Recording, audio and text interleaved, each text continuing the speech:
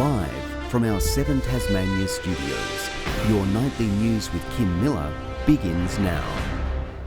Good evening and thanks for joining us. First, this Friday, a victim survivor of child sexual abuse in a Hobart high school has detailed the barriers he faced while seeking answers about the way allegations were handled. Sam Leishman's story has prompted an apology from the Department Secretary at the Commission of Inquiry's final day of hearings in 2 state schools. In 1978, 12-year-old Sam Leishman was a bright-eyed student at Newtown High when he was groomed by a teacher and sexually abused. I stopped resisting and I felt like I just submitted to it.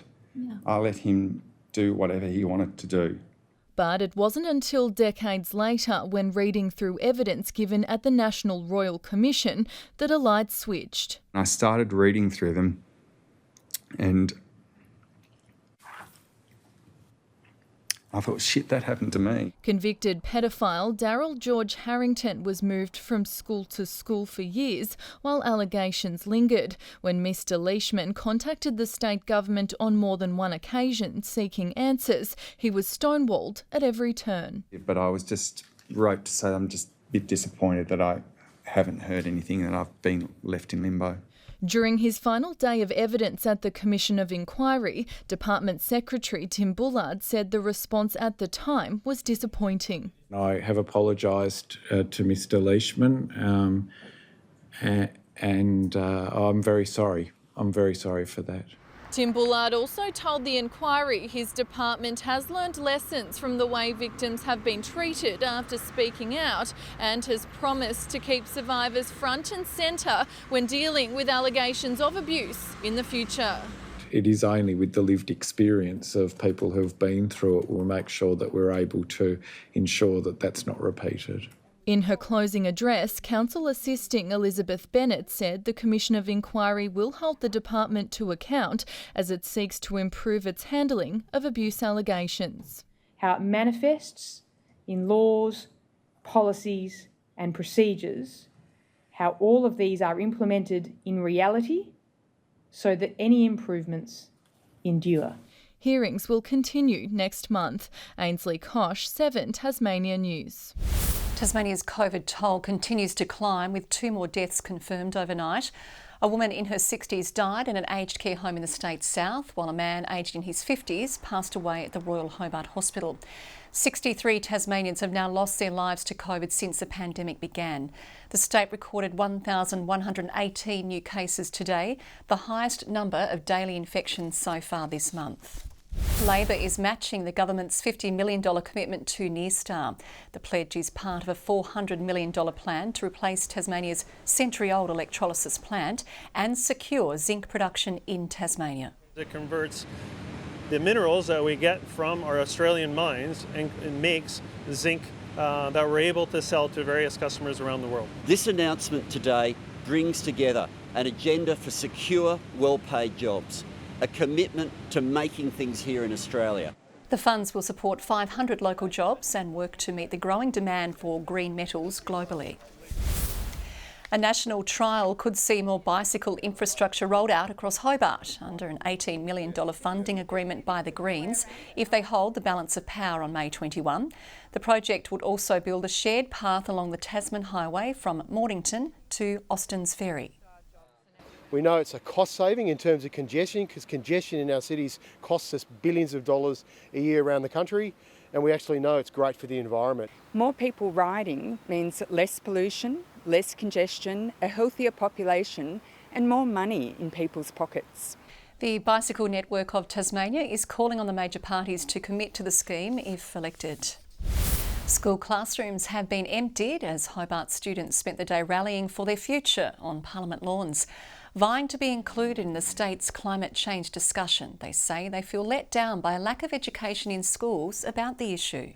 Offering the youth a voice in a federal election or in any election is a really smart way to go. It gives a better indication of what the youth want. The young protesters are also hoping to see the voting age brought down to 15. We don't really know what's going on until we turn 18, and I think we'd like a better idea of what we need to be doing. The Nipaluna Climate Collective is also joining forces with Australia Institute Tasmania for a community election forum come April 21. Tasmanian farmers can now put their hands up for extra water, with sales opening for the 11,000 megalitre Greater Meander irrigation scheme. The state government says there has been increased demand from the agriculture sector, and the scheme upgraded pump intakes and extends existing pipelines. It has transformed the Meander Valley enormously, and it's given us incredible underlying security in all the production enterprises that we're involved in. We understand how vitally important this is to our farmers, that we can deliver these projects, and that's what we're really committed to doing. For the next 6 weeks, farmers can apply for entitlements, with some landowners able to access Tasmania's irrigation for the first time. The Jack Jumpers are testing their acting skills in a new campaign promoting e-scooter safety. With the help of the basketball stars, Scoot Smart Hobart is educating Tasmanians about dangerous behaviours. Fun, convenient and available on almost every street corner, e-scooters are quickly making their way around the city. 600 scooters in Hobart is a fair number of scooters. But respectful riding isn't on everyone's radar. Since the rollout, police have recorded 93 offences and prosecuted 2 users, while 10 people have ended up in hospital. It's important to have our positive role models, and the Jack Jumpers have had a fantastic 2022 campaign. It's a bid to keep the streets safe from incidents including drink driving, failing to give way to pedestrians, neglecting helmet use and irresponsible parking. Beam has a 3 strikes policy in Hobart to deal with antisocial behaviour, and that involves warnings, suspensions and permanent bans. A nation-first program to prevent drink driving, one of many measures in development to improve safety. A rider looking to start a Beam trip will need to complete a simple cognitive test designed to test their function and their response time. Officials are encouraging the community to report any poor e-scooter behaviour. Brianna Boylan, 7 Tasmania News. 4 people have been charged after an alleged break-in at Pilverata in the state south. Around 5:30 yesterday morning, police responded to a report of people acting suspiciously at a property and found several buildings had been burgled. The alleged offenders, 3 men and a woman, all in their 20s and 30s, were located, charged and bailed to face court at a later date. Meanwhile, $40,000 worth of cocaine has been seized in a drug bust in the Northern Midlands overnight. Police intercepted an unregistered vehicle during a traffic operation just before midnight.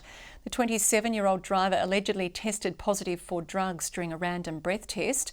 Both occupants of the vehicle were bailed to appear in the Launceston Magistrates Court on June 29. Essendon legend Michael Long has arrived in Tasmania to lead the state's first long walk event. The celebration has become an iconic event on the AFL calendar, and he's hoping the Tasmanian community will embrace the message behind the steps taken.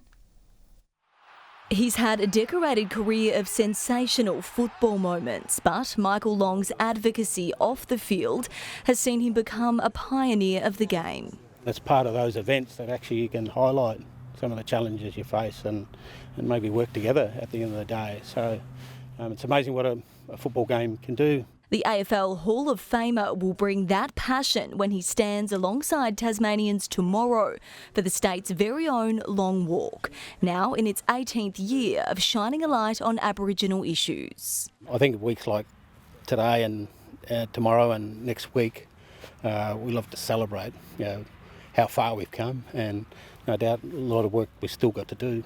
With a strong Indigenous history of its own, the Rochalee Football Club is honoured to play its part in the day, hoping to unite all people through the nation's game. We've made every effort to make it a very culturally safe place, a very inclusive club.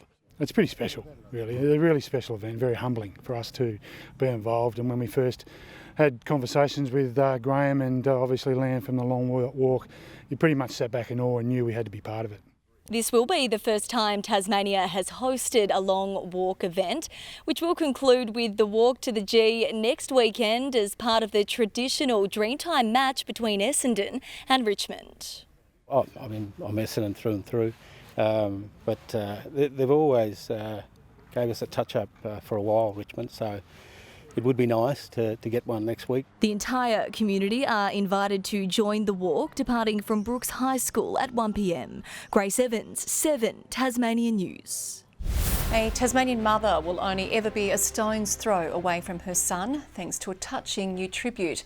Rocks inscribed with personal messages are being taken around the world in memory of a talented musician taken too soon. Molly McNulty lives with the heartache of losing her only son. Alex was a giant Geelong fan and played in local band Save the Clock Tower. Moving on without him is agonising. I carried the grief of him on me for 6 years, and I had to get help from my doctor, and now I've learnt to carry it beside me. Mother's Day was when Alex went on life support. As harrowing as the memory is, this year it triggered an idea. She started decorating stones inscribed with an intimate message for people to take on their own journeys. To have your son die is agony, but to know that he's not going to be forgotten, it just helps you get through the days. Although Alex never travelled overseas, these stones will, and their journey to resting places around the globe can be shared on the Living Without Alex Facebook page. Already, some have gone with Alex's dad to Thailand, and the chain of compassion has spread from there. Immediately, 2 Indian travellers came up and said, you know, what are you doing? And they told them, and they think that they're going to take them to India. So he's off on his travels already. The response has been just as warm closer to home. I've been overwhelmed with, love, just humanity. Forging a symbolic stepping stone for Molly going forward. Tom Johnson, 7 Tasmania News. And if this story has raised any concerns, you can contact Lifeline on 13 11 14. North Melbourne young gun Jason Horne-Francis has been ruled out for tomorrow's game against the Power. He's being managed with hamstring tightness. Meanwhile, Port skipper Tom Jonas is a late out with COVID. Teams had a final training run on Blunston Arena today ahead of tomorrow's bounce at 2:10. Richie Porte is holding on to 9th spot in the Giro d'Italia after stage 6. The Tasmanian was spied chatting to Britain's Mark Cavendish as the peloton made its way through Italy. Frenchman Arnaud Demar pipped Australian Caleb Ewan in a photo finish. Demar, Caleb! It's a photo. Porte remains 2 minutes and 4 seconds behind the overall leader. Track cyclist Josh Duffy has added an international title to his growing medal collection. The 21-year-old and his Australian outfit won the team pursuit gold at the Nations Cup in Canada, beating Olympic champion Italy. Also in the team was this year's Launceston Wheel Race winner Graham Frisley. And with the Rugby World Cup coming back to Australia, tonight's Friday flashback is to 2003 when Romania and Namibia faced off at York Park. Despite hardly anyone knowing the rules, 15,500 fans filled the ground and they got more than they bargained for. Rugby Union had barely entered Tasmania's conscience when Romanian and Namibian delegates first inspected York Park, but that was about to change. Yes, I'm quite impressed with what the people have done so far. In a transformation never seen before or since, goalposts for the foreign game were installed and locals quickly jumped on the bandwagon for one of the teams. It's my country, they are black Namibians, so I support them. Namibia, probably Romania, because I think Namibia will be flogged. He had a point. Namibia had just been belted 142 points to nothing by the Wallabies in Adelaide.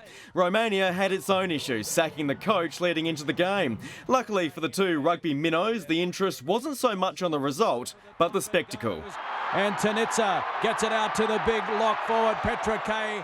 This was York Park's first international sporting event, and didn't Launceston love it? Big fans of the Romanians, those boys. The packed crowd saw Romania demolish Namibia in the first half. Can he bring it round? Judged it brilliantly. The same couldn't be said for the opposition. Oh no. The African nation did manage to find the try line. Isaacs is going to slam the ball down. But Romania went on to record its only win of the tournament, 37-7, the final score. The 03 World Cup would be remembered globally for Johnny Wilkinson's boot breaking Wallaby hearts and helping England claim the trophy. Locally, though, it's remembered for Jacob Swerk, who ran onto York Park naked at half-time. His defence in court? He was buoyed by the encouragement of his friends and the overindulgence of the event's major sponsor. That being Heineken. Can't wait to get this thing over and done with. Like, it could be a prison sentence and all that kind of stuff. He got 63 hours community service and made for a stark finish to Tasmania's Rugby World Cup experience. 63 hours, worth it, Kim. Okay, thank you, Tom. Good evening, happy Friday to you. A few showers last night gave way to a fairly good day around the state today. Hobart's 17, Launceston's 21, the warmest, Burnie and Devonport 19 degrees. Some temperatures up to 8 above average. Smithton 20, King Island, Lowhead, Friendly Beaches and Strawn 18, Flinders Island and St Helens 17, Grove a high of 16. Clear skies over most of Tasmania, ahead of the build-up of the high cloud this afternoon. More to come though over the weekend. The active and extensive cloud band, the main focus on the chart as it sits over a large portion of Western Australia and South Australia. An intense low and trough has the cloud over the eastern seaboard. Tomorrow the troughs continue over Queensland and into South Australia. A prefrontal trough heads our way with the front following. Northeast-northwest winds 15 to 25 knots, increasing to 30 knots over the west and south, swells at 2.5 metres.